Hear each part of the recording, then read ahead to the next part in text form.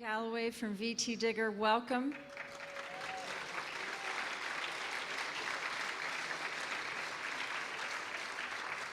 We're so glad to have you all here tonight. Thank you so much for coming, and thanks to all of you who are watching on the live stream on the VT Digger website via the Rutland Cable Access Channel 21. I'd like to thank our sponsors. Our lead sponsor is Let's Grow Kids. Thank you all. Our supporting sponsors include Davis & Hodge & Associates, CPAs.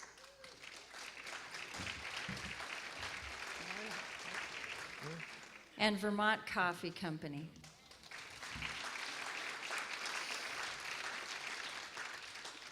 Thanks to our sponsors. We couldn't present this event without their help, so thank you again. And many thanks to our media partner, Rutland PEG Access TV Channel 21.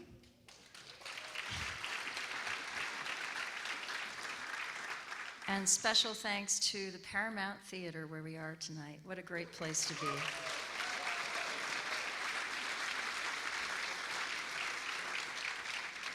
Thanks to Castleton University, which is helping to moderate this event.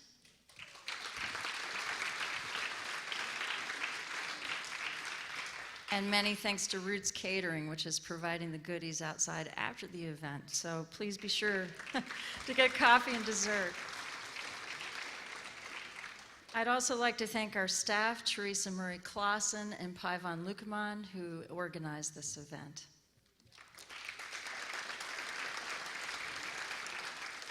And I'd like to acknowledge Adam Fetterman, our Rutland County reporter, who's covering the debate. And finally, without further ado, I'd like to introduce our moderator, Mark Johnson, VT Digger's senior editor and reporter.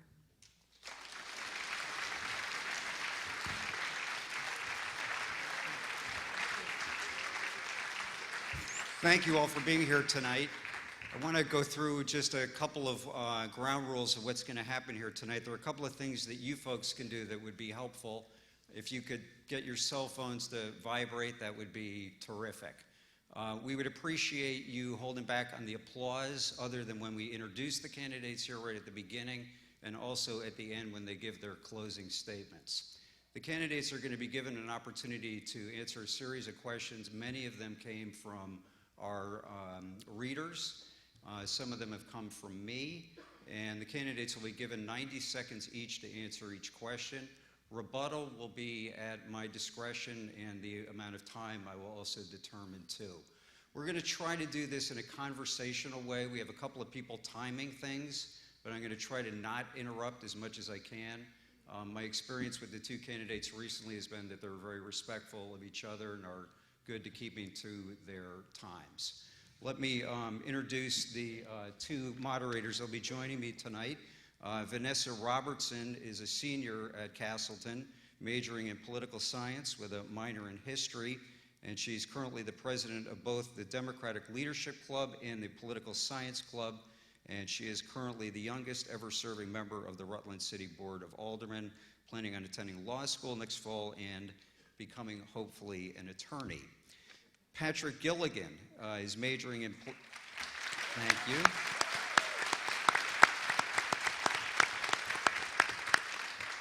Patrick Gilligan, he is also a senior. He's from Vernon, majoring in political science. He has a minor in economics. He's currently vice president of the Republican Club on campus and also runs cross country. And after Castleton, he plans on, guess what, going to law school and becoming an attorney.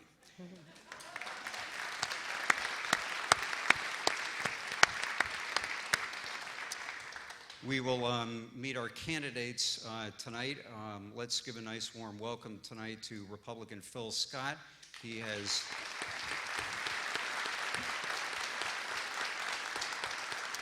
served as Lieutenant Governor for the last 5.5 years. Prior to that, he served 10 years in the Vermont Senate. The Democrat in the race is Sue Minter.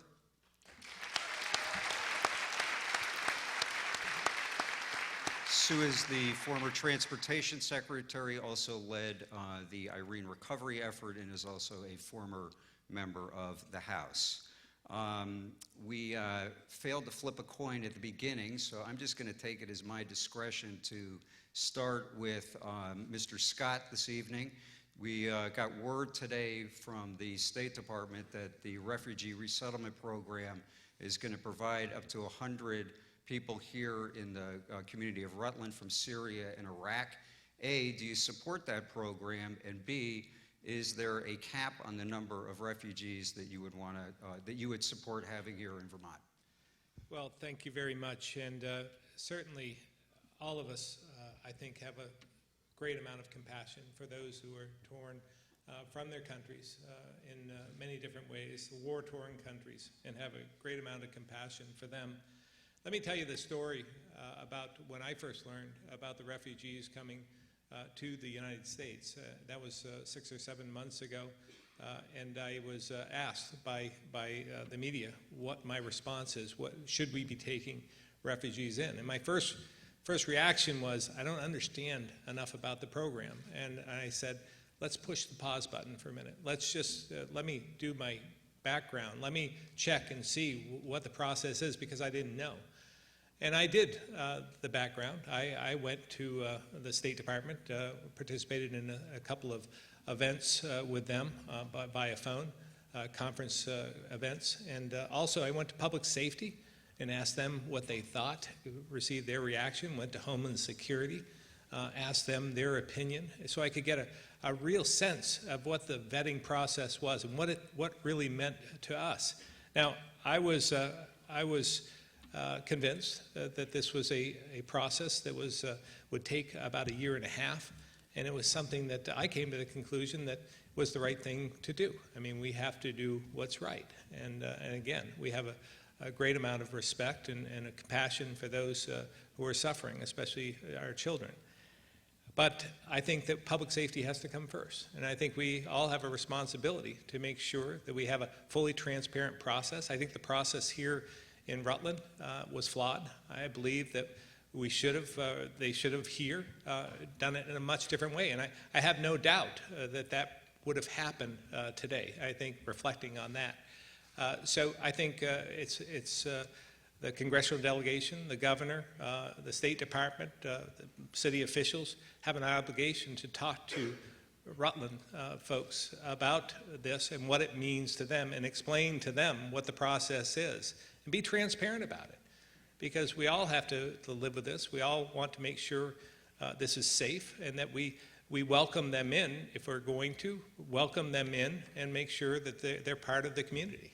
So in reaction, I think 100 sounds like a lot, but I think that the mayor has determined that that's the number that should be coming to Rutland. Do you support the program or not support the program? Well, as I said, I was convinced that it's a safe process, and we have an obligation to do what we can. So yes, and the bottom line is yes, but again, there's an obligation by leadership to provide that same sense of security and same sense of certainty to those in Rutland.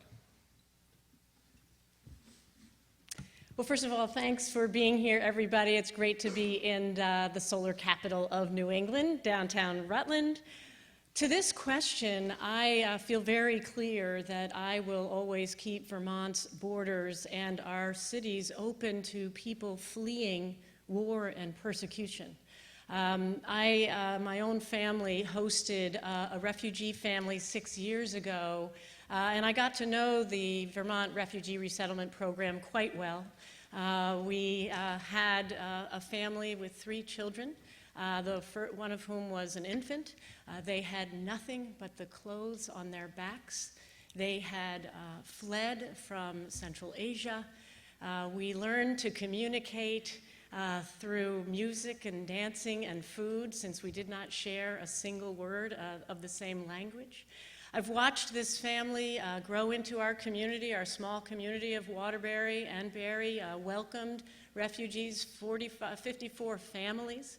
And yes, there was challenges at the first for people getting to know one another, but I've seen how much diversity helps grow people and cultures. We have all learned much more about not only our own past, but what's happening in the world beyond ourselves.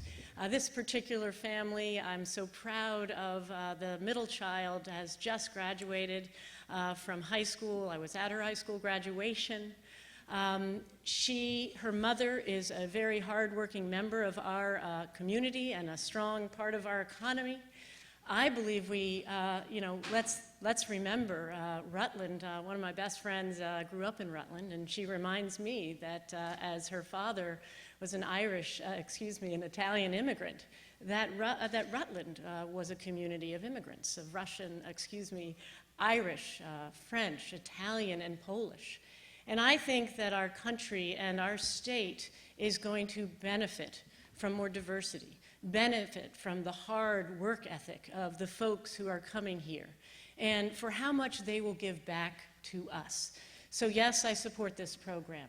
Yes, I would welcome refugees and try to work closely with the Refugee Resettlement Program. I do have confidence in our ability in the programs that screen these families, that they will be welcome and important parts of our community. I actually came to Rutland to meet with Project Vision a few months ago and talk about our experience. And I believe that this will become a very positive experience in the long run. I know there are hundreds of volunteers stepping up to get clothes and food and to welcome these families. Would you be comfortable if the number were unlimited? Yeah, I don't know that I have a limit on the number. I think what's important is that communities need to be sure that they are ready to welcome. In our case, it actually is different from this case because in Waterbury, again, 54 families is a lot for central Vermont. We had to have host families like I was. We actually hosted these families for several months. And help them find housing, help them find a job, help their kids in the school. It sounds like the program here is a little bit different. I do believe we need to have good conversation and communication in order to make sure we don't have negative responses, and so that people can express their concerns and fears and that they can hear more about the lives of those who are coming. Do you think the concern by Rutland First that it would be a drain on service is not a legitimate concern? I'm not concerned. What I have seen in my personal experience is the folks who came got jobs that others weren't taking, and they were working 2 and 3 jobs. They were not, the Refugee Resettlement Program comes with federal dollars. I will say that our school had to bring more language instruction, more ESL classes. We had difficulties in our community, and we worked them out by having better communication, especially in our school programs. Do you think the Rutland First concerns are legitimate or not? Well, whether they're legitimate or not, I think they're questions that should be answered. The Senate delegation, the senators from Rutland County, had written a letter to the congressional delegation, as well as the State Department, as well as to the governor, asking certain questions. I think they were legitimate questions. And to my knowledge, they haven't been, nobody's responded. And I just think we have an obligation to have a conversation about this, a transparent conversation. And so I think that transparency is what we need. I grew up in Barrie, so it's just like Rutland. We had a great deal of ethnic diversity in the community, all made up of the Italians, the French Canadians, the Scots, all coming to Vermont and coming to Barrie in particular for the granite and for the rock. And so it was all wrapped around the economy. So there's some legitimate concerns about what this is going to mean to Rutland, how much it's going to cost. And when with this lack of economic activity we've had in this state, I think they have some legitimate concerns about what this means to them and the livelihood of Rutland. I want to ask a question about ethics and character. Ms. Minter, you have in the past week or so raised questions about Mr. Scott's ownership of a construction excavation company that has done business with the state. He announced last week he would sell that company if elected governor. You said you still have questions about the work that was contracted to his company while he was in the Senate and as lieutenant governor. Has Mr. Scott and his company acted unethically in accepting those contracts? Well, I think what's important is that Vermonters are entitled to know that the public interest is the first and primary interest of all public officials. And that's why I have called upon the legislature to enact ethics reform, to develop an ethics commission, to make very clear rules about ethics, conflicts of interest, and financial disclosure. 42 other states in this country have such rules, and many have commissions, and I believe we need to join that. We are a small state. We know one another. It's important to also know, sadly, that we are the top embezzlement state in this country. So we need to, and I'm not comparing these, but I'm saying that one of the issues that we need to think about as a small state is what are those rules of procedure? And I know that Phil has had 15 years of public service, and he's been running for governor for a year. And I'm glad that he has decided that this issue is something that he needs to take seriously. You know, I am concerned that we have a time in this country and here in Vermont where people have lost faith in their government. And I think we need to do everything we can to ensure that the public interest is being served.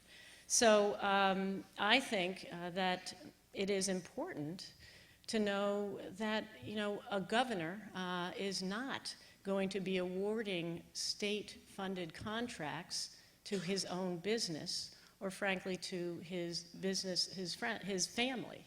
That, I think, undermines the public trust. You said the other day that it was about time that he had come to this conclusion that there was a conflict. So in the past 15 years, has it been improper for his company to have gotten this business? We do not have specific statutory rules making this something that is a conflict of interest. What concerns me is that we might have a governor who would be awarding state-funded contracts to a business owned by, well, now it will not be owned by him, but by members of his family. And I think that this is something that would not be allowed, frankly, when we had clear rules of procedure and conflict of interest. Do you think it was improper, do you think it was improper for him to have gotten the contracts that he got while he was state senator and lieutenant governor? Well, I know that it was legal.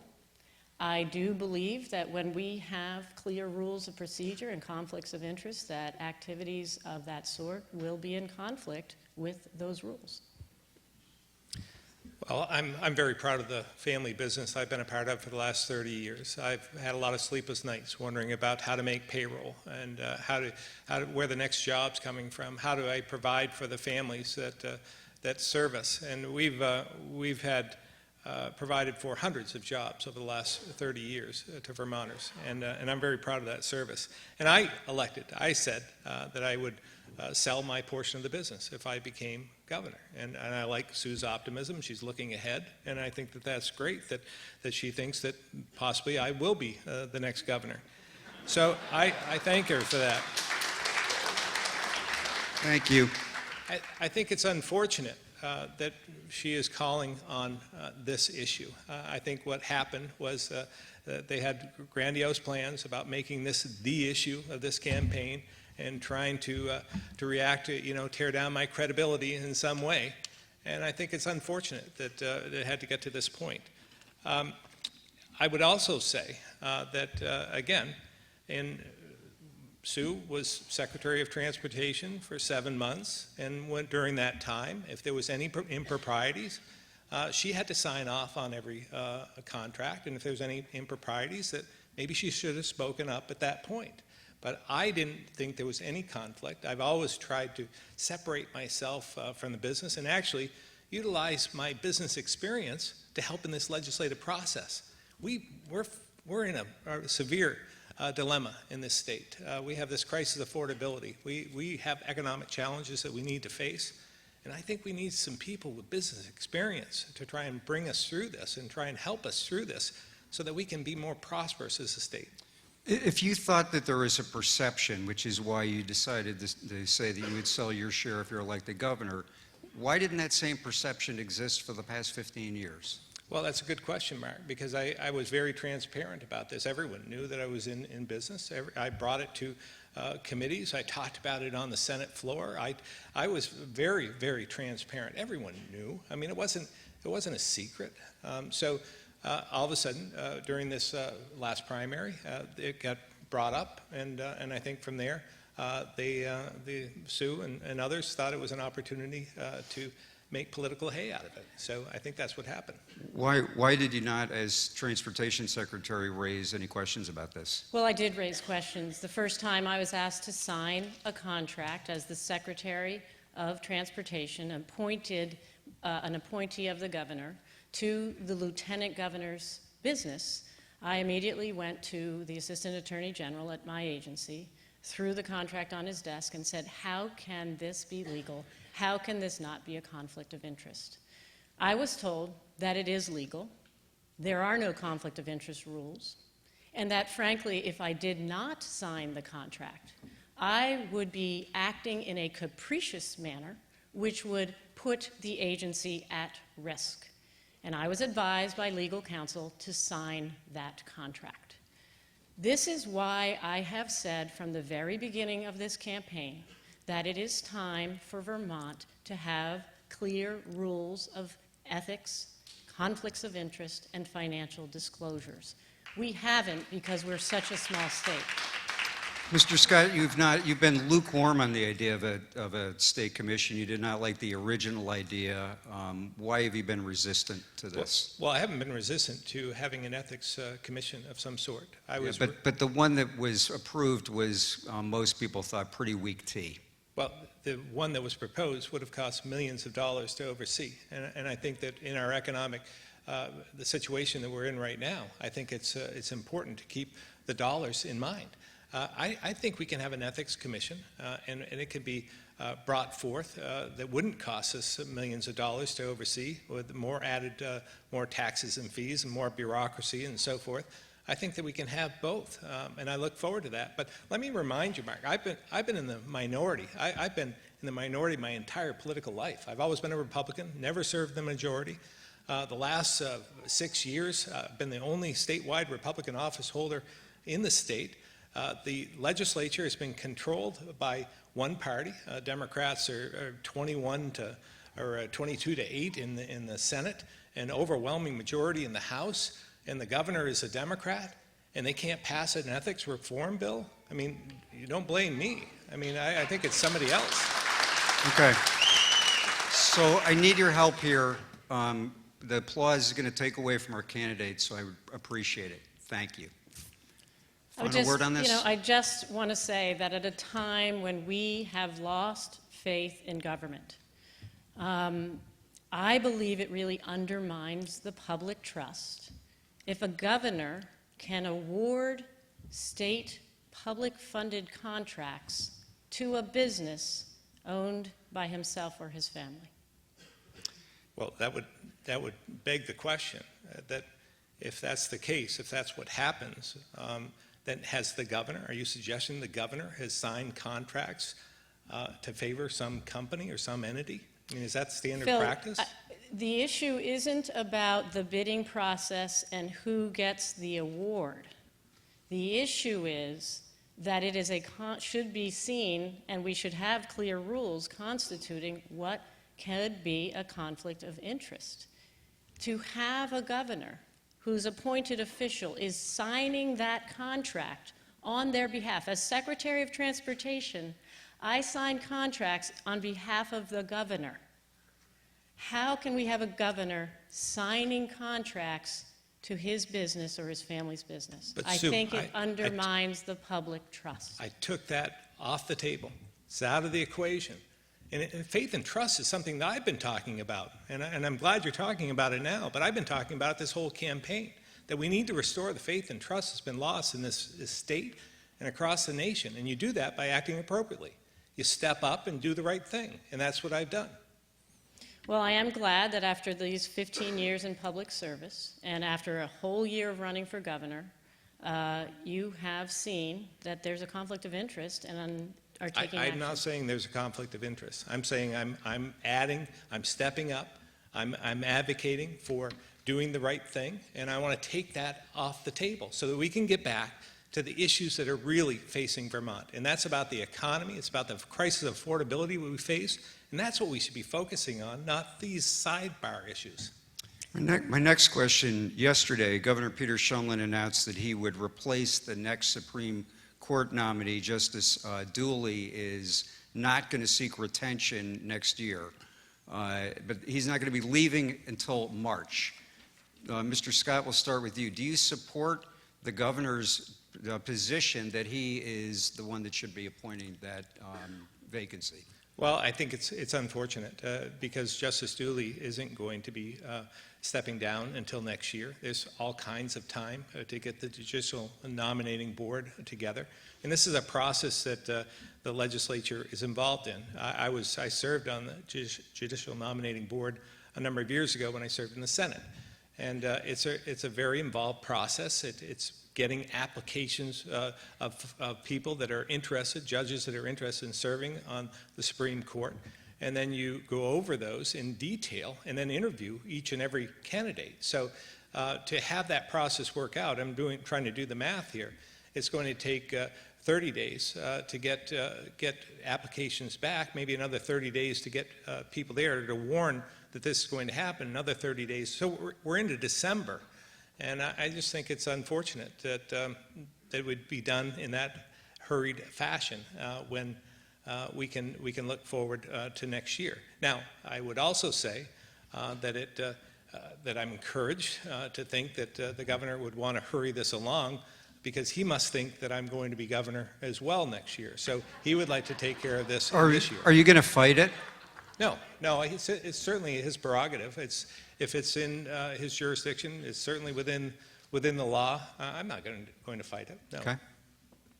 Well, I'm very surprised. I certainly am interested in finding out this interpretation that this would be his responsibility. I know there will be legal opinions evaluating this, and I will look to those. I also want to make sure this goes through a proper process. As governor, I would absolutely be working with the Legislative Nominating Committee.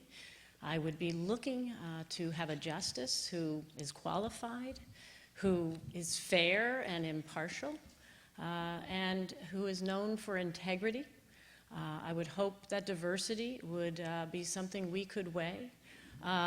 Again, I will only say that those are the qualifications I hope, if in fact a legal opinion agrees that this is in the governor's authority to take this action, that those would be what he would be looking for. I would also like to add about the Judicial Nominating Board. It's made up of legislators and people at the bar and so forth. And what happens is they go through all the applications and they determine who they think would be suitable for the bench. And then they forward those names. And it can be, there's not like 2 names or 3 names or 4 names. It's whoever they think is fully capable of serving.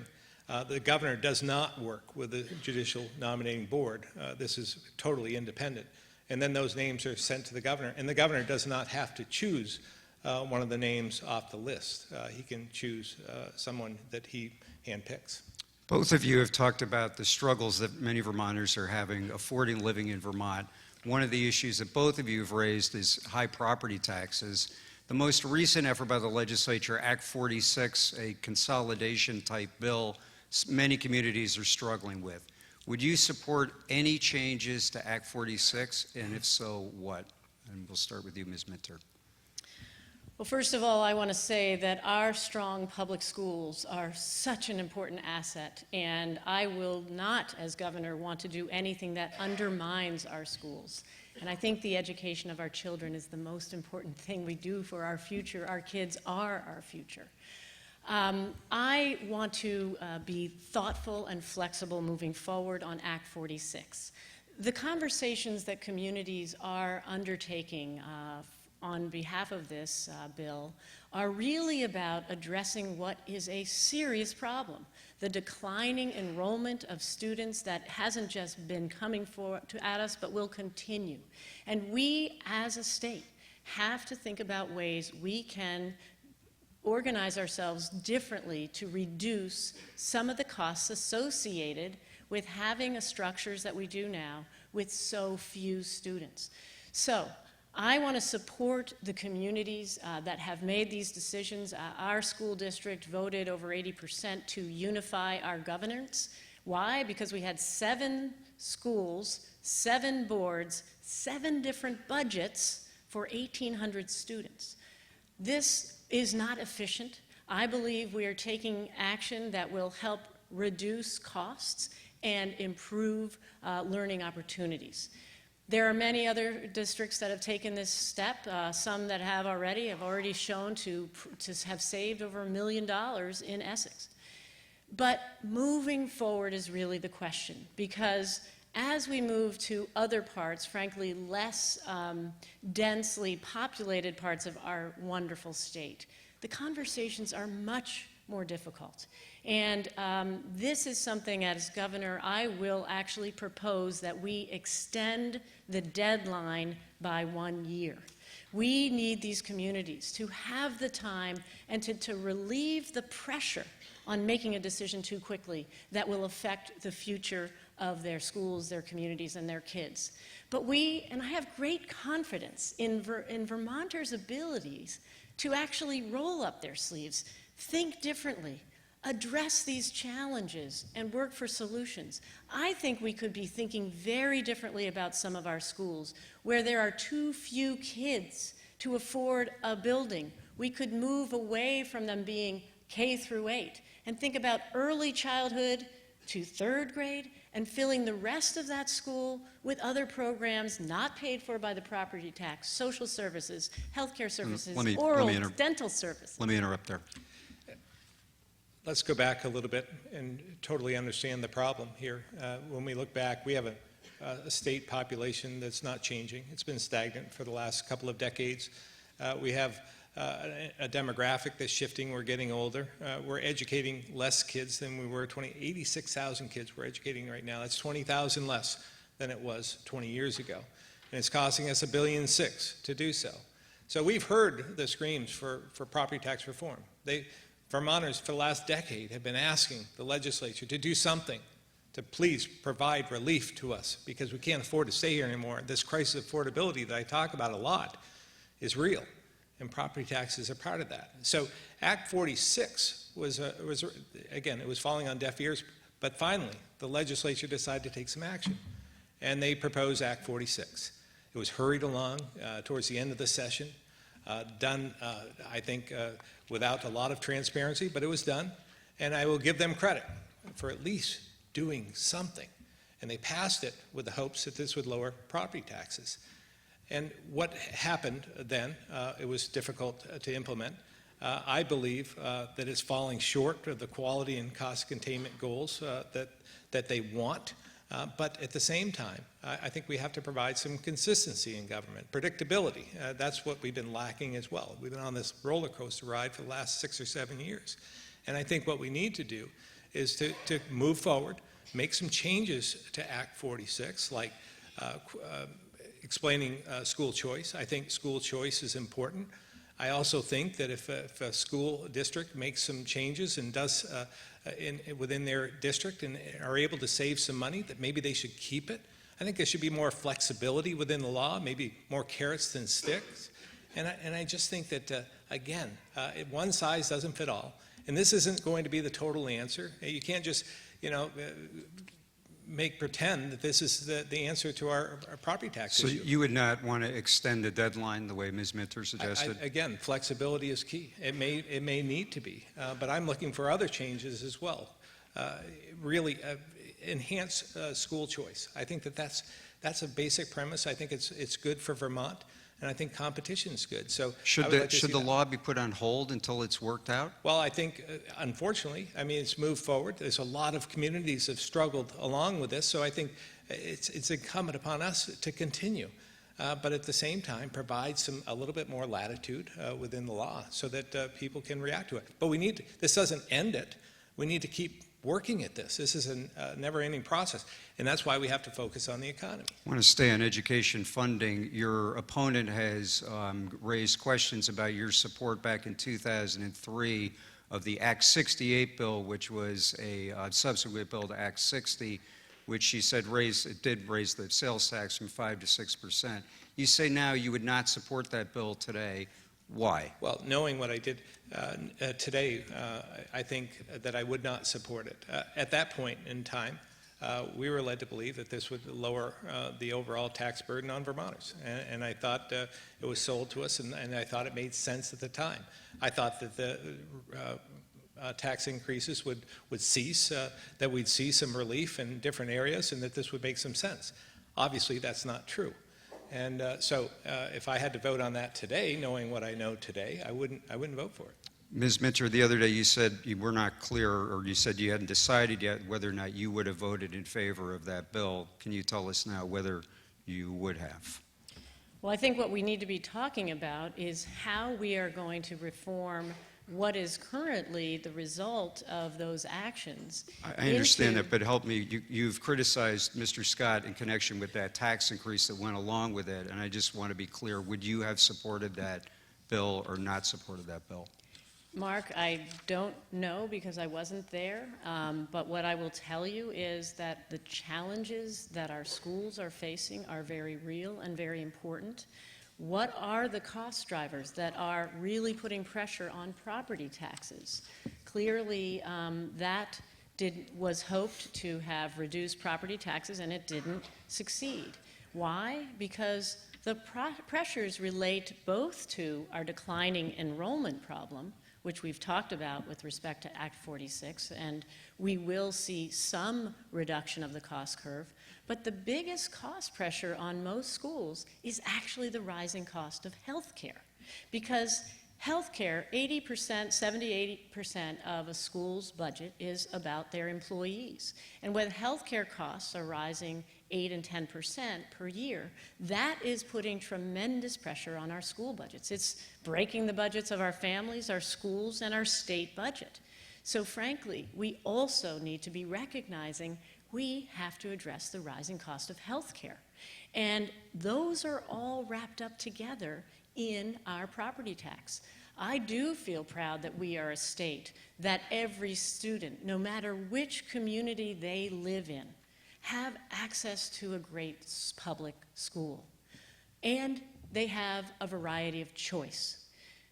That doesn't happen in other states. In other states, where you're born and grow up defines whether you're going to have a great public school. We should be proud of what we do here in Vermont to give children, young people, a strong start. We have some of the best public schools in the country. But we have got to deal with this property tax challenge because right now it is the issue I hear the most, and we have to address it by looking at the cost drivers of our schools. This is why I think thinking differently as our student enrollment population is changing is very important. Okay, we'll get back to that in a little bit. Final word on this? Well, I think it's pretty evident what the problem is. The problem is we're spending too much. You know, as I laid out, 86,000 kids, $1.6 billion. If I went, there's a lot of people, smart people watching this program, smart people out in the audience right now. And if I came to you and I said, here's $1.6 billion, I want to educate 86,000 kids, I would dare say that you wouldn't be doing it the same way we're doing it today. We would think about it in a much different way. We have to have the courage to do so because we can't afford to continue along this track. And that's why some have said, let's change the formula. Let's do something different. Let's do it on income. And I'm saying, well, we already do part of that, by the way, within the law. But what I say is, unless we're going to address the spending at the same time, I'm not interested in changing the formula. We have to address the spending. So I agree. And what I just said is, what are the cost drivers? And part of what Act 46 is doing is having communities get real about those cost drivers, especially in our small rural populations. So we've got situations where there are seniors, classes of 8 and 16 people graduating as a senior. We have communities that are still per pupil spending too much. So let's think differently. Let's think about schools that instead of being a K through 8, everything paid by the property tax, and now the enrollment is going down. Let's move to consider something like early childhood education through 3rd grade in part of the school, and then grow a multi-purpose community center that can address the real needs of that community, like seniors living home alone, many in poverty, many without access to nutrition. Okay. They could come to the school, like dental care. But this would reduce the property tax burden, Mark, and it would keep those schools open as community facilities. Great. Thank you. Vanessa, you have a question? What do you see as the primary factor contributing to the large gap between high school graduation and college attendance rates in Vermont? And we'll start with Mr. Scott. Well, I think it's multi-tiered. Certainly, the cost of education is prohibitive. I also think that what's happening is we're educating differently in our K through 12.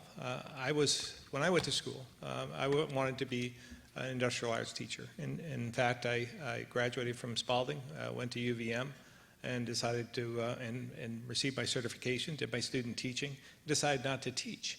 But as I look back and reflect, I think that we need to provide more tech ed in some of our schools. I don't think we're exploring enough the opportunities that are ahead. And I don't think that we have to look in the traditional sense. It doesn't have to be 4-year higher ed in our universities and colleges. I think 2-year programs are essential. I think adapting to some of the trades and vocational technical schools, I think is important. I think there needs to be more opportunity in that regard.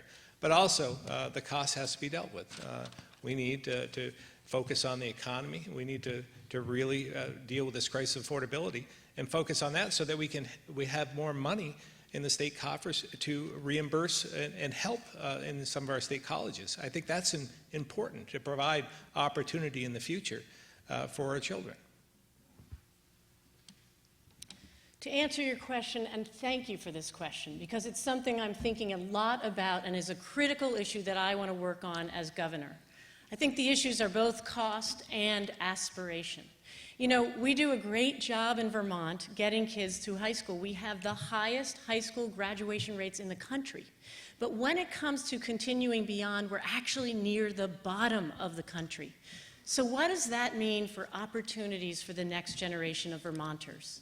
I've been traveling, talking with students all around the state. Amanda in Bennington, who told me she had to pay $800 a month in student loans, higher than her rent.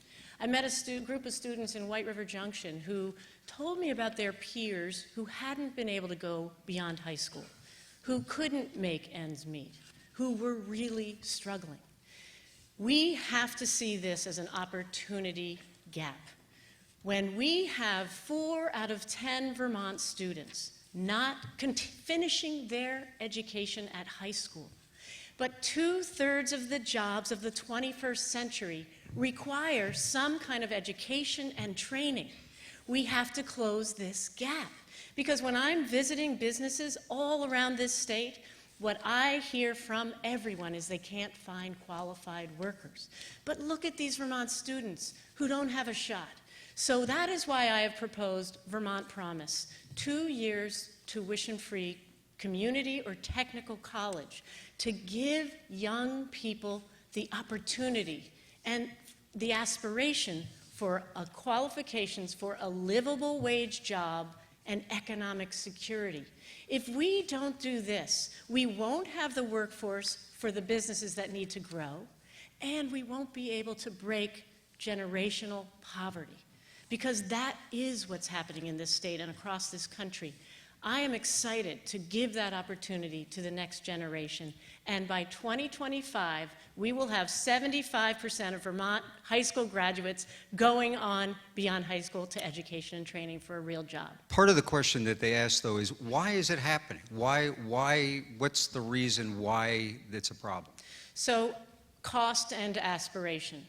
Certainly cost is a huge factor, and let me say, as a mom who has gotten one kid through college and is now looking at what it might take to get the second, I understand the doors that we cannot open, and the student debt and how it is burdening our kids.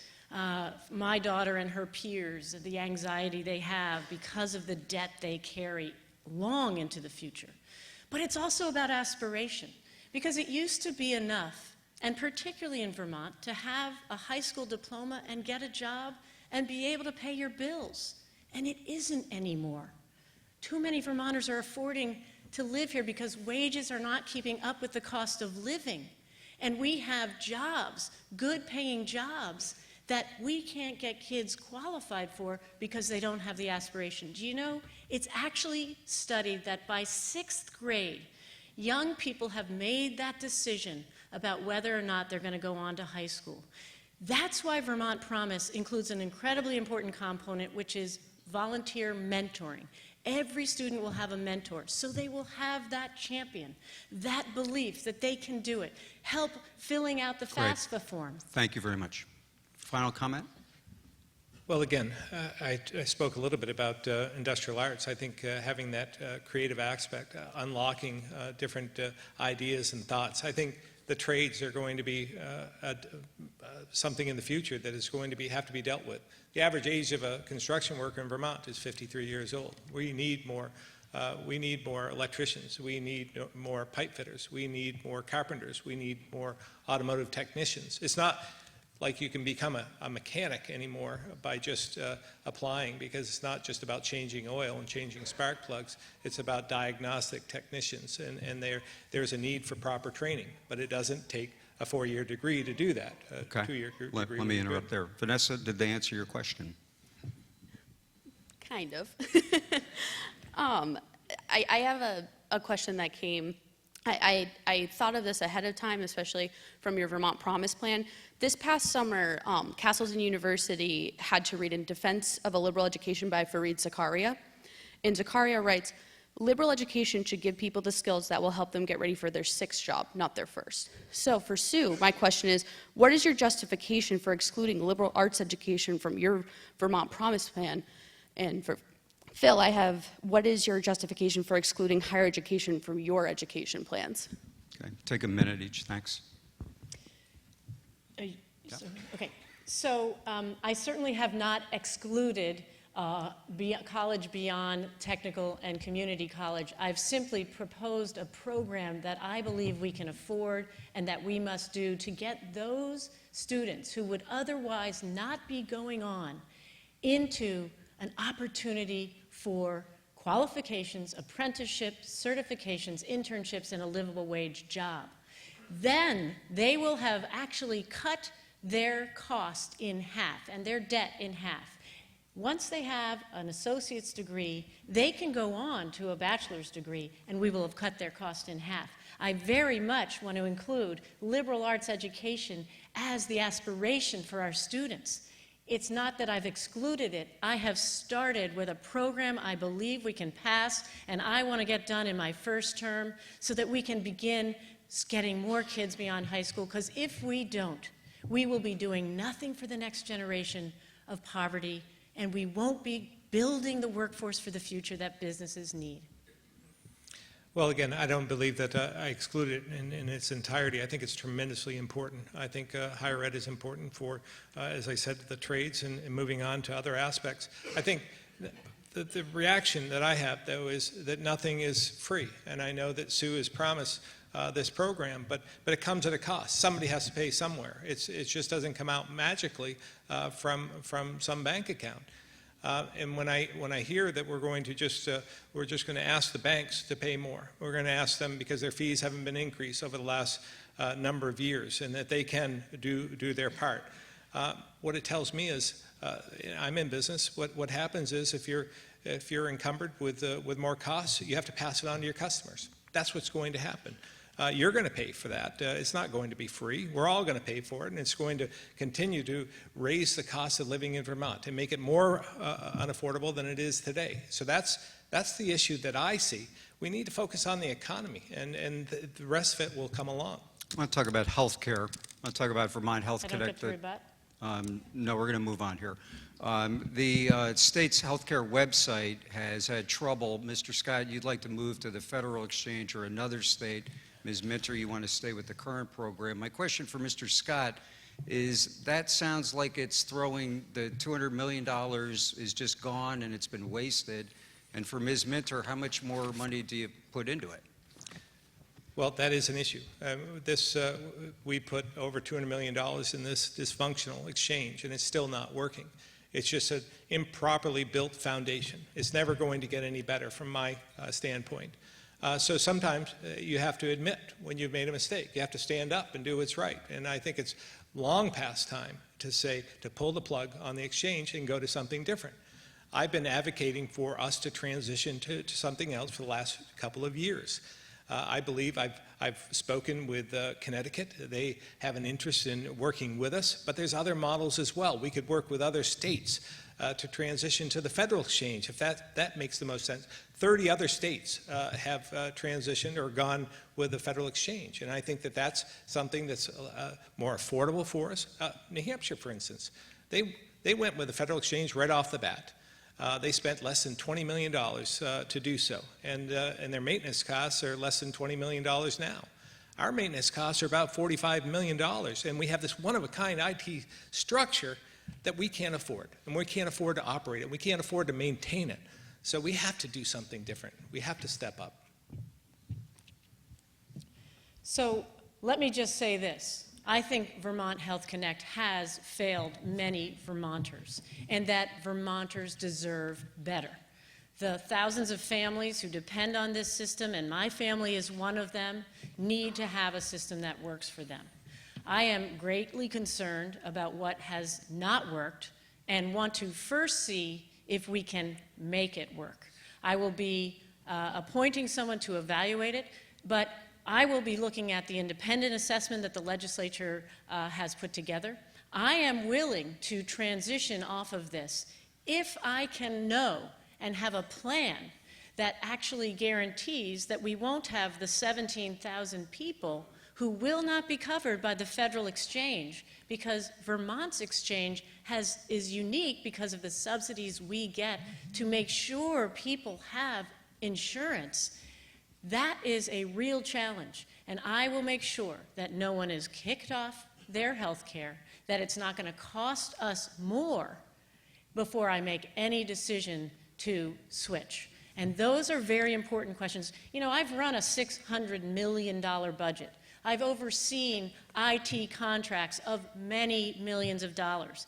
These are very complicated issues. It would be great if the feds or a different state could solve our problems for us, but I'm going to be a governor that looks very carefully at such claims and decisions and understand the impacts before I make any decision. Let me be clear.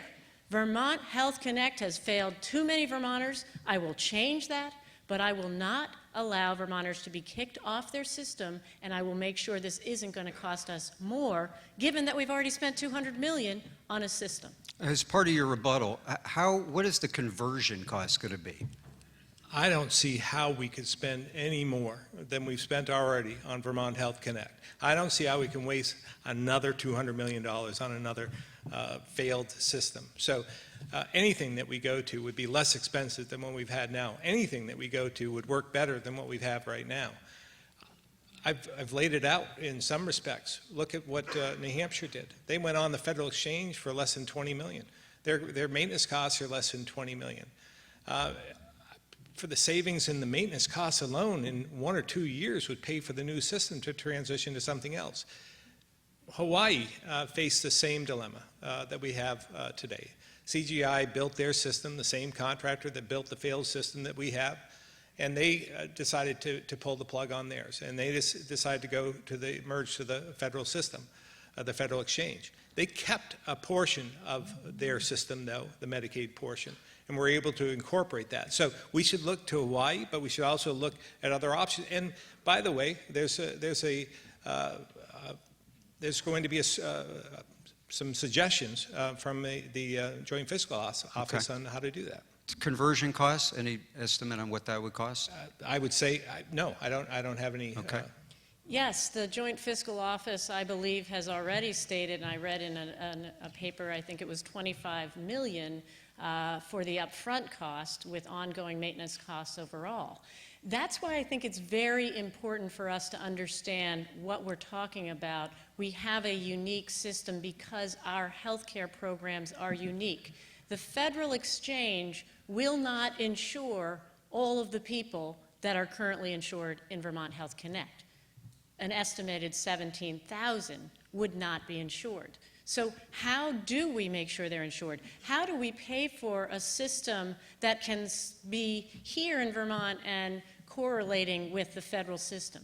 If I learn from the independent assessment that the legislature funded that there is a way to move, I will move. If I learn that there's a way to complete and make the system functional, I will do that. I want to have costs, taxpayer dollars in mind, and the people who are currently on that system who need to have their coverage continued seamlessly, given how difficult it's been for them already. Patrick, you have a question? Yes, I do.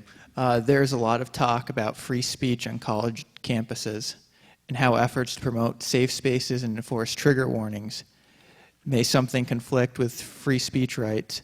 In your opinion, should Vermont state colleges have safe spaces, even at the risk of limiting dialogue, and should professors be required to give out trigger warnings?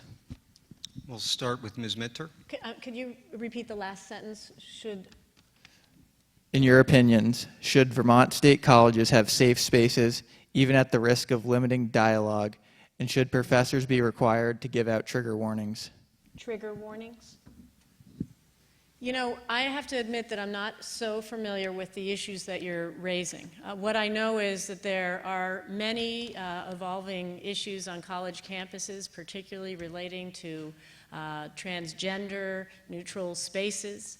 And we have obviously a huge issue with the Black Lives Matter, the Black Lives movement, and the need for continuing the important dialogue around race and diversity.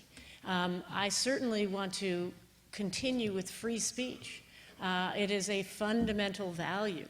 But if that speech is in some way hindering another person's rights or in any way affecting their ability to express themselves, I think we have to be very thoughtful. And I want to just say that these are incredibly important conversations that we must have, not just on our college campuses, but in our communities. Our communities and our world is changing rapidly. We are accepting much greater differences and diversity, and that's something I'm very proud about Vermont's history. Being the first state to pass civil unions, being able as a legislator to actually vote to be the first state to legislate marriage equality. People at that time, and I believe Phil earlier in his career, was very opposed to this. It's taken time, and now we are at a time where marriage equality is normal. So I know these are difficult discussions. We need to make sure that no one is hindered by bullying and over speaking, but we need to have these important discussions as we move forward as a society. Well, free speech isn't just a good idea. It's part of our Constitution, and we have to adhere to the Constitution. So we have to have respect for others. I've made it my whole political life, and my whole life, as a matter of fact, to listen to others. Sometimes it's uncomfortable. Sometimes you don't agree. But you treat them with respect. You listen to what they have to say. And sometimes you learn something. Sometimes you evolve over time. I mean, we talked about the Syrian issue earlier. over time, with discussion and listening to each other, and not restricting free speech, I think we'll learn something from that, and we learn something every single day. So I think it's important to adhere to the Constitution and to continue, as uncomfortable as it is at times, to adhere to it. How do you explain your change? Ms. Minter's correct. You initially opposed civil unions. What changed? Well, that was 16 years ago, Mark, Yeah. before I was in the legislature. And if you remember, those were difficult times for many. There was a lot of dialogue during that time. I would say that there was probably people in this room that were on opposite sides. But, if I could go back and take those statements back, I would. Did I make a mistake? Sure. Yeah. I mean, I know now, I have many friends in the LBGT community. I've learned that the sky didn't fall. Things are fine. I'm very proud to have voted in favor of marriage equality. I think that's important. But we change, That's part of leadership, I think, is to listen and learn and then lead. And it's part of leadership to admit when you've made a mistake and do something different. So, yeah, if I could go back, I'd change my opinion. Are there any votes in the legislature, Ms. Minter, that you would change today? I haven't thought about that question. I'm proud of the work that I have done as a legislator. It's a very intensive process. We have a wonderful citizen legislature here. I was very much on a whim when I decided to run for the House. What an incredible opportunity we have for a vibrant democracy to decide in May and go door to door and be able to then represent my community. Many intense questions always come up. Many difficult decisions around budgeting. I was on the Appropriations Committee at the height of the Great Recession in 2008, when literally the state budget was rapidly declining, and that hundreds of Vermonters were becoming unemployed. It was a time of great fear. And to have been able to work with so many constituencies who gave to actually be able to solve that budget, it was a very difficult time. I'm sure that I would never have made a decision and voted for something that I regret, but there were many difficult decisions, and I think people don't always understand how difficult it is and how hard our legislators work in this citizen democracy. But it's been such an important value to have not only be a legislator, but then to be able to be in the executive branch, running the second largest agency of state government with a $600 million budget and 1,300 employees, and to have that ability to see what it means not just to legislate and build laws, but to actually implement them. Let me get back to my question here. Is there been an issue that you've changed your position on? There's an issue that I had a very hard time with, that I struggled on, and that was the Death with Dignity bill. So whenever you ask about a challenging question, that was one. I took a long time and listened hard to the many, many constituents who reached out to me, thousands, and I had many meetings and breakfasts at people's homes, because I was challenged by enabling us to sort of decide to take action on something that seemed sort of in a realm, in a spiritual realm. Where did you ultimately come down? I came down to support Death with Dignity. And I did find clarity. I think it is being implemented very cautiously. There were concerns, especially among people with disabilities, that this would potentially be misused. And that was a very serious issue. I believe it's being implemented in a way that is protecting for any misuse of that authority, but it is still sort of a troubling issue for me. Okay. Can you briefly talk about your position on that? I know you struggle with that issue too.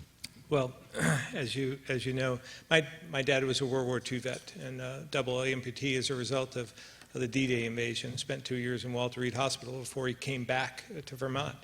And I read some of the Western Union tags back to my grandmother, talking about my dad, and he had hepatitis while he was at Walter Reed. And I thought to myself then, and he was close to death, they didn't think he was going to make it. They told my grandparents, better come to Washington and see your son. And I reflect on that, and I think at that point in time, maybe if he was offered the choice, that maybe he wouldn't have continued. You know, he went through an incredible amount of pain in his life. I remember seeing that as I was growing up. He ended up dying when I was 11 due to those war-connected injuries. But I reflect on that and think, you know, if he was given the opportunity to make a different decision, I wouldn't be here today. And a lot of things wouldn't have happened. And I heard from many in the disabled community about their fears, about what that meant to them. And again, with my dad being a disabled vet, I had a great amount of compassion for them. And I thought, they go through enough without having that fear over their head. Will you push to repeal it? No, it's done. I think we need to move on. I want to ask a question about child care. It's an important issue for many people, particularly those middle-income families, some who are paying up to 40% of their household income on child care. Yet on the other end, you have child care professionals who are making on average about $25,000 a year. How do you reconcile those two challenges of people being unable to afford child care, yet the people providing the service are making journalist wages? We'll start with you, Mr. Scott. Yeah, it's a tremendously difficult issue, and something that if we're going to, I believe we need to build the population to 700,000 over the next 15 or 20 years. I think that we need some growth, that we have a stagnation of growth here in the state. And so if we're going to have more people here, we need to have better availability of child care at affordable rates.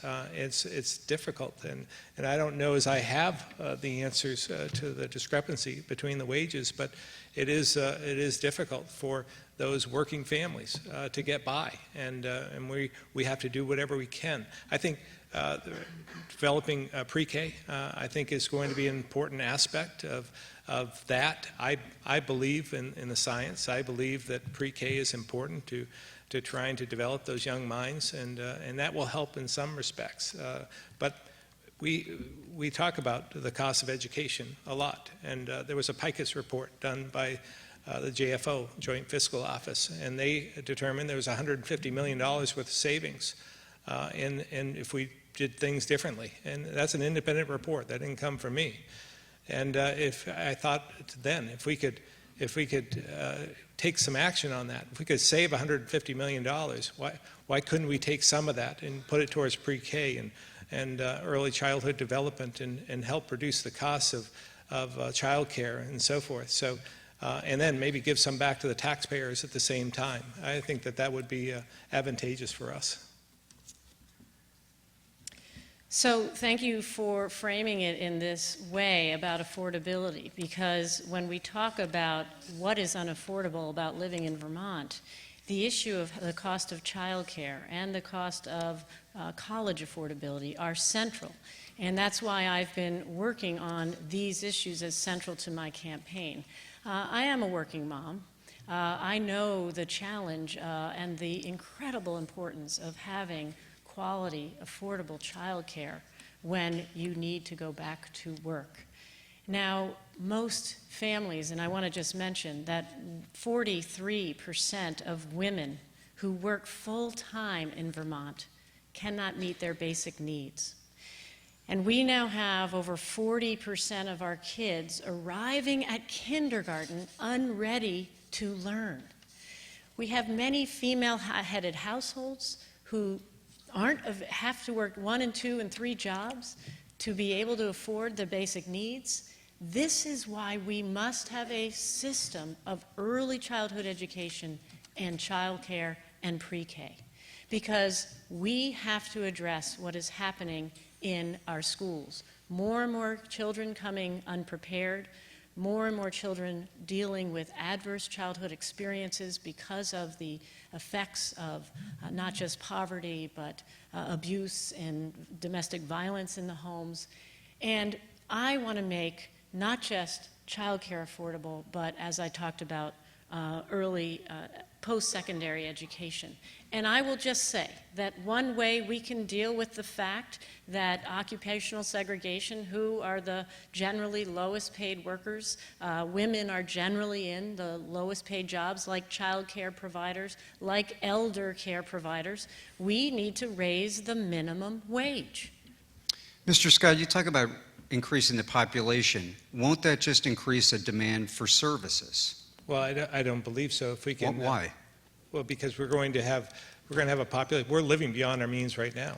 We're living beyond what we need. You take the category, as I talked about before, that age group 25 to 45, and think about what that means. I mean, that's the workforce.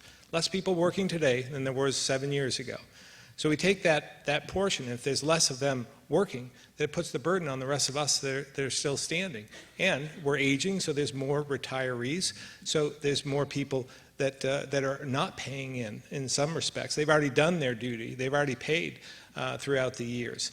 What we need to do is have a healthier population, for instance, in terms of health care.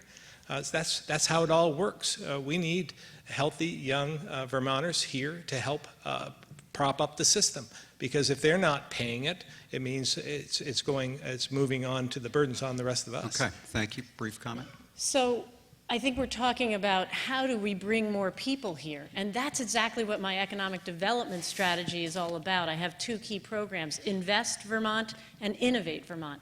Invest Vermont is about making great livable communities like you're doing here in Rutland, bringing more infrastructure investment so that we have a foundation for private sector investment. The city of Barrie, 6 years ago, we had strategic investment in the infrastructure, the water, wastewater, and sewer, the main street. We had affordable housing. We had economic development through brownfields. All these public dollars strategically aligned. $19 million of public investment has leveraged in 6 years over $45 million in private investment. And there's a community that's growing and has optimism about the future. It's not just Barrie, it's Waterbury, it's St. Albans, and it can be more communities, because if we want more people to come to Vermont, let's face it, we have a very mobile population. Everyone is moving. It's not just rural communities. And when I go to Boston, my friends say, all the kids are leaving Boston. There are jobs there. People are moving towards urban areas. Vermont is the second most rural state in the country. Rural states are in decline, in population decline, in economic decline. We're not in decline. We are relatively stagnant. There are some parts of our state that are growing. Overall, our GDP is where it was before the recession, but we've got to have a plan to make great communities and drive innovation in key sectors of our economy so that businesses will grow, and that's why we need the workforce policy that my Vermont Promise begins. Will you stand here today and pledge to this audience that Governor Peter Shumlin prided himself on not raising the income tax, the rooms and meals tax, or the sales tax? Will you make that same pledge today? You know, I don't make pledges because I think that governors have to be ready to do whatever comes upon them. If we had said when Irene came, we can't afford it, which, by the way, many people did, and I said, we're going to throw everything we can at it. I talked to folks from the utility industry. So they just do what you need to do. You're going to figure out how to pay for it. And you know what? We did pay for it, mostly with federal dollars. And I will say this. I am going to be looking at tax reform that reduces the burden for middle-class Vermonters, because that's the folks who have the affordability challenge. And I will not be raising the sales tax or adding more sales or service taxes that burden the middle class. Let me interrupt. That's why I've raised the issue of Phil's support for increasing the percent by 20% increase on the sales tax, which is really the most regressive tax. I will not be looking to add new sales and service taxes that burden the middle class. I think you've heard some of the problem. I think Sue has just said, we'll do whatever we can. We're just going to spend whatever we have to spend, and we're not going to worry about how we're going to pay for it. And that's what's been happening for the last 6 or 7 years. And that's why we're in this position we're in. I think there has to be some fiscal discipline. You have to go back to the fundamentals. You have to look back and not spend more than you're taking in. We have to have some prudence here and frugality. And when I look at what we've increased spending over the years, $700 million over the last 6 or 7 years, and every year there's a tax increase, and there's an adjustment, and there's over-optimistic expectations in terms of the economy. And then they are over-optimistic in what the economy is going to grow. So every single year it grows at 5% or so, and then when it actually only grows at 2%, and then the legislature is surprised when they come back and find we have a deficit. What are you going to do now? So they've raised taxes to fill the gap. And so I'm saying, let's look back a year. Let's look back at what the budget grew last year, what the economy grew, and what wages grew in the last year. And if it grew at 1%, let's cap the rate of growth on the budget to 1%. I'm not saying cut it, but let's stop the rate of growth at what it's been, about 5%, down to whatever is reality. We don't have to guess. Let me at interrupt this. you, though, because on your webpage you talk about putting more money in job training, higher ed, tech ed, and a few other programs. Sure. Are you going to hold harmless certain agencies? How will- are you going to do this? We will prioritize pro-growth policies. We're going to prioritize the economy. But something's got to give. What will be taken away from? Take for instance, the administrative costs of Medicaid. The administrative costs of Medicaid have grown from $37 million to $157 million, or over $100 million in the last 7 years. Those are areas that we can save some money. There's got to be areas. You think about our entire budget, $5.5 billion is our. If we could save a penny for every dollar we spend, we could solve this problem. That'd be $55 million. And if you can't tell me you can't save a penny, a dollar, and even in your own household budget somewhere, I think there's savings to be had. It's modernization in government, efficiencies in government, trying to and grow the economy at the same time to bring in revenue organically, rather than facing taxation and increased costs in that capacity. Okay, let me interrupt. Is that realistic? I will, as I have for 6 years running the transportation agency, always provide and present a balanced budget. And let me tell you, we've had very difficult decisions, especially after the recession. But we need fiscal discipline, absolutely. We're not looking to add taxes. We're talking about addressing key problems that are affecting our economy.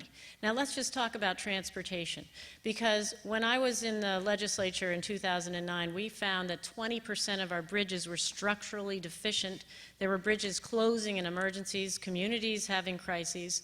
We focused, bipartisan, focused on a solution, worked hard on a transportation infrastructure bond fund, and yes, we've been focusing in the Agency of Transportation and I as Secretary on efficiency, but also on performance. We've gone from having 20% of our bridges structurally deficient and closures all over to now just 7%. We went from the worst bridges, second from the bottom in the country, to now among the top 10, the best in New England, and we've been innovating. We've been actually becoming efficient as an organization, going what used to take 8 years to build a bridge, now it's 2 years on average. Faster, cheaper, smarter. I want to do that throughout state government. I want to definitely focus on changing our business process, making it easier for businesses to get permits, making it easier for individuals to get their services need. We can modernize and make government more efficient. But we also have to solve problems. And you know, when we invest in building bridges and roads, there are contractors all over this state, and Phil's company is one of them, who have investment in them, new jobs, new equipment. Sue, you're going on a growing the rant right economy. now. Great. That has nothing to do with the topic. We actually have 2 last questions.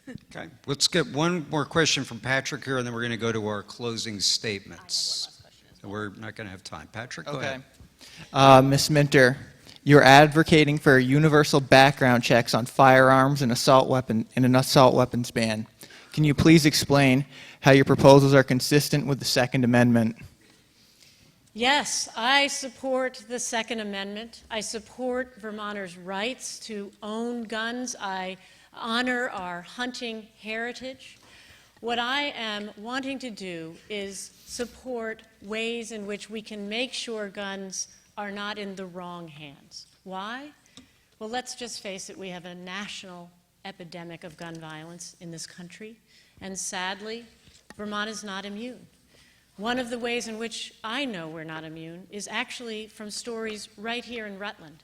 You know, early in my candidacy, I came to walk a mile in her shoes.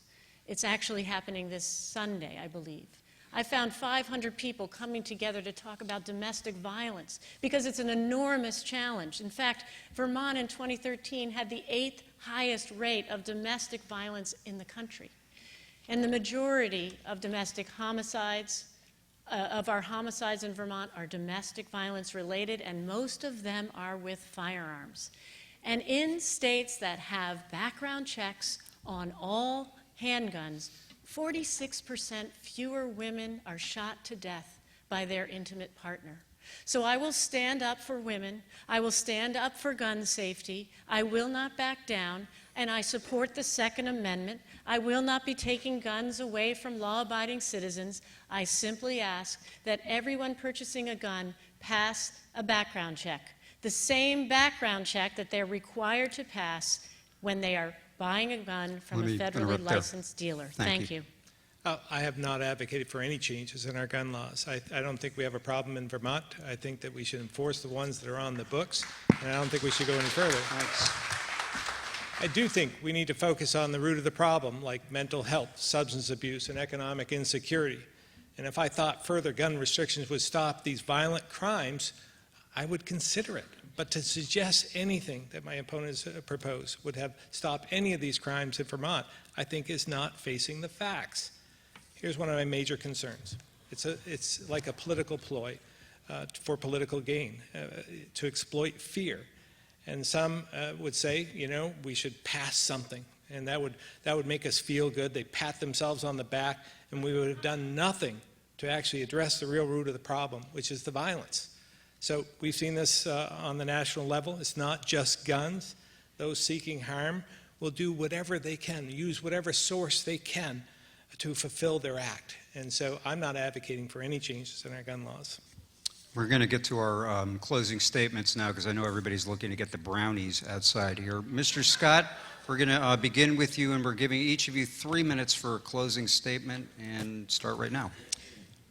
Well, thank you again for having us here tonight. I think you can see some of the differences today. I've made it a practice in both my political and personal life to treat others the way I expect to be treated, with respect and civility. And the very best way we can make a positive impact is by leading by example. We all know how impressionable kids are. We have a responsibility to act appropriately, and all remember that our youth look up to each and every one of us, all of us. Whether we're parents at a soccer game, a race car driver with young fans, or candidates for office, we have to be better adults because our kids are watching us. I was faced with a critical decision in the primary election, whether to fire back against some of the negative attacks that were being laid on me. Many political advisors had said we should, but I chose to rise above it, run a campaign that I could be proud of and that my kids would be proud of, and that all of you could be proud of as well. After all, that's what this is all about. It's all about what we can do together to make our economy, our kids proud of us. It's all about the kids. And this is something I've always believed in, and I'll continue to do. And that's what leadership's all about. And that's what I'd like to end on, the importance of leadership.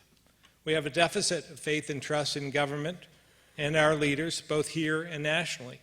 And I think it's incumbent upon us to act appropriately in our own backyards and inspire others to do the same. It's about instilling that faith and trust. And when you get right down to it, our ability to make Vermont an even more inviting place for working families and jobs, our ability to grow the economy, make our state more affordable, give our kids the best education possible, all these things are tied to one common element, and that's leadership. It's going to take strong, courageous leadership, the ability to listen, to build consensus, to set priorities, and to manage projects in order to make real progress here in Vermont. And there's going to be some difficult decisions, regardless of who is elected. But it's essential that we all tell the truth, don't overpromise, and always follow through. Because in the long run, with the proper leadership, clear priorities, and team chemistry, the opportunities are limitless. And I hope you'll give me the opportunity to serve you as Vermont's next governor. And I will not let you down.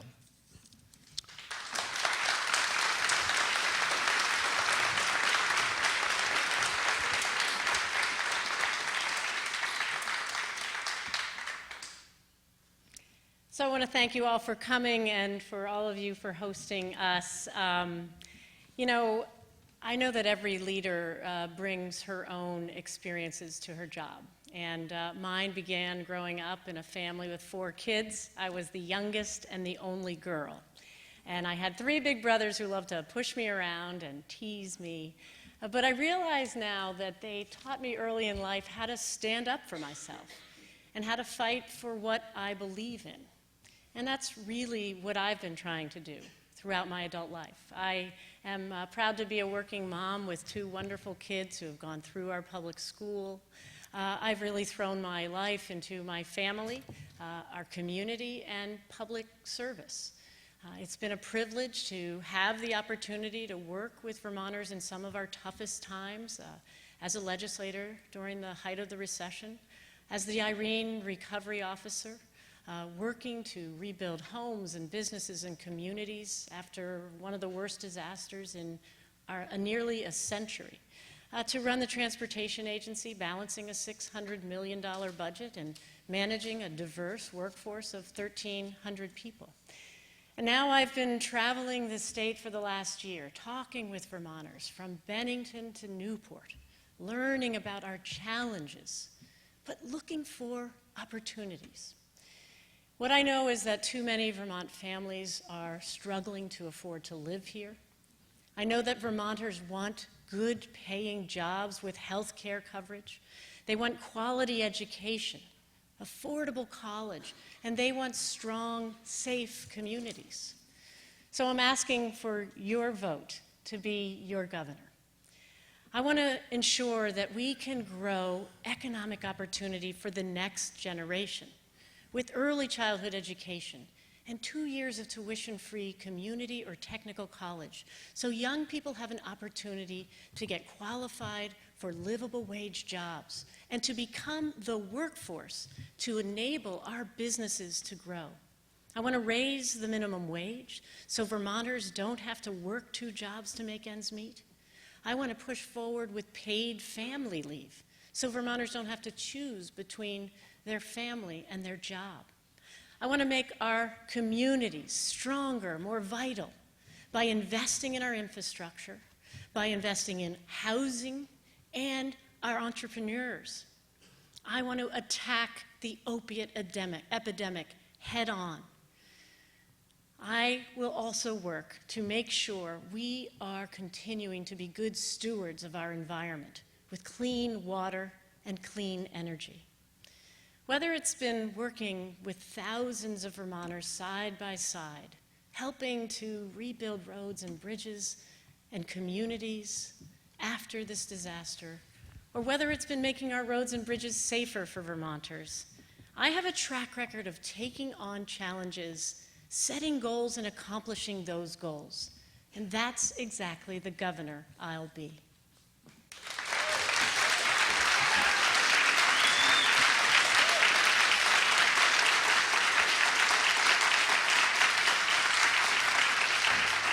I want to thank Vanessa Robertson and Patrick Gilligan for helping out on the questioning tonight. Thank you to all of you. I know it was hard to resist not clapping. You did great. Thank you. Let's give a hand to our candidates here for a respectful debate.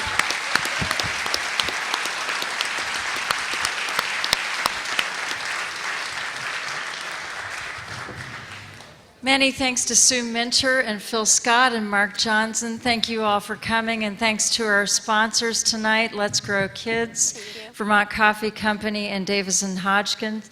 There is coffee and cookies out in the lobby, and thank you again for coming.